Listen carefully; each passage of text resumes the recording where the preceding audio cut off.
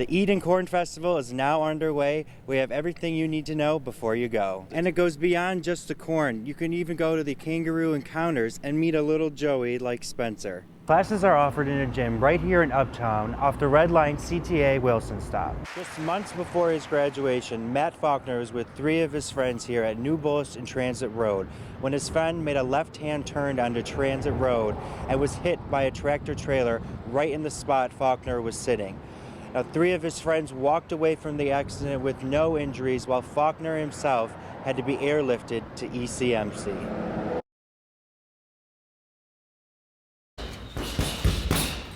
G. Silverstein Tap is training at a gym in Uptown where members of the Queer Kickboxing Club are trained. Silverstein Tap founded the Queer Kickboxing Club to address a lack of martial art classes for queer people. As a first-degree black belt in karate, Silverstein Tap is more than qualified to teach others and wants to provide a safe learning environment.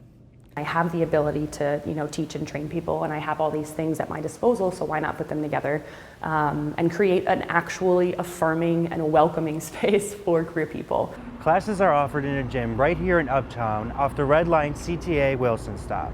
Silverstein Tap hopes to find a designated space for classes and is even looking to expand into teaching young people in the future. But that's not all. Silverstein Tap also created Queer Meetup Chicago in October to bring members of the queer community together. I think both QKC and QMC were created from a needs-based place. Erin Ahart is Silverstein Tap's intern for Queer Kickboxing Club and is now interning for Queer Meetup Chicago as well. We are a safe space. We are a happy space where we encourage growth and strength and being yourself. The meetups happen every first Friday of the month in a different location, and people can enjoy snacks, refreshments, and conversations with other members of the queer community.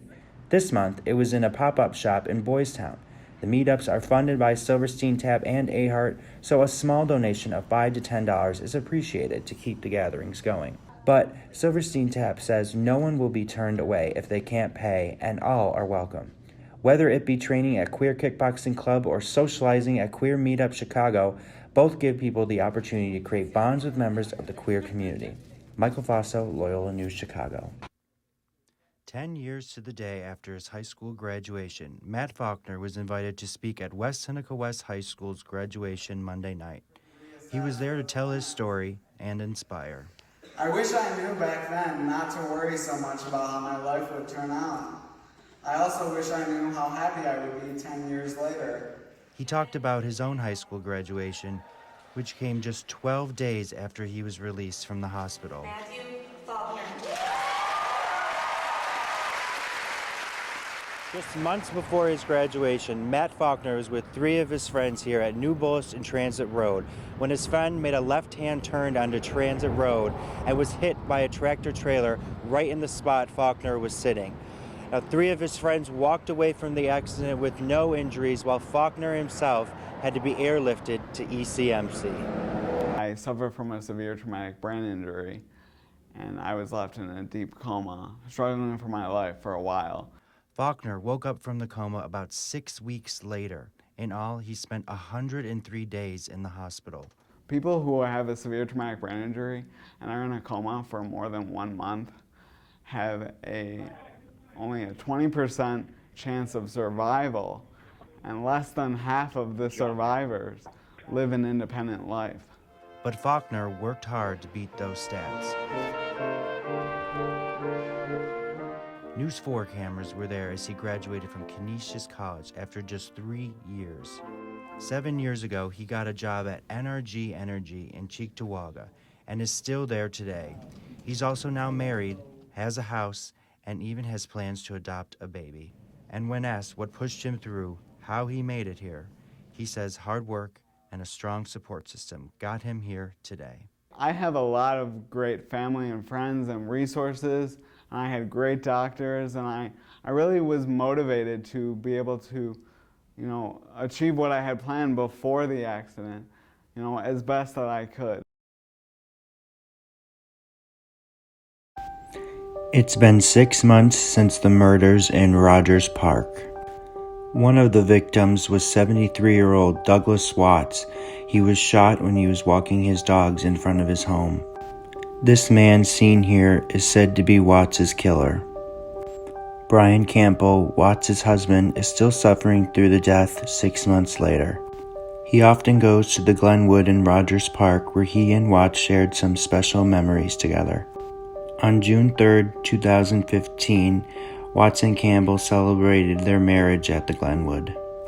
And on October 21, 2018, Campbell held a memorial service for Watts here. The service was held on this day because it marked 11 years since Watts moved from Indiana to move in with Campbell. Though Watts has passed on to a better place, his spirit will live in the Glenwood forever. The Chicago police have not given Campbell any more leads, and the killer remains unknown. With Valentine's Day tomorrow, I want to go around and ask some fellow ramblers and random people what their plans are for the special couples and things day. Okay, let's do it. Do you have any Valentine's Day plans? No comment. Okay, well, no Valentine's Day plans for her. Okay. Any Valentine's Day plans? No. Do you have a special woman in your life? Or man, Yes. you know, we don't judge here. Okay, we're here at the Provost Luncheon, and I want to see what everyone's doing for Valentine's Day, so let's check it out. Any fun plans? We're gonna watch TV and then fall asleep. Oh, you know, I'm doing the same thing, but by myself. It's dead silent. Nobody's doing anything. Anyone married here? It's Friday. Yeah, married, but No fun plans? no, just a broken heart. That's all. Oh. Well, you know, there's a number you can call. We have a great wellness center. Well, there you have it. Not much of a response for the Valentine's Day. We got some Valentine's Day questions answered, but overall, you know, we got some quiet people here, so maybe not celebrating as much as they used to or ever. But for now, at the Water Tower campus, Michael Faso, Loyola News Chicago. Loyola has joined the list of universities that are taking action on the growing coronavirus epidemic. In an email from the Office of the President, Loyola has canceled all face-to-face classes. Virtual classes will begin Friday and continue on until the end of the semester. Along with a big birthday cake, a crowd of people, including news outlets, gathered in Damon Student Center to wish Sister Jean a happy birthday.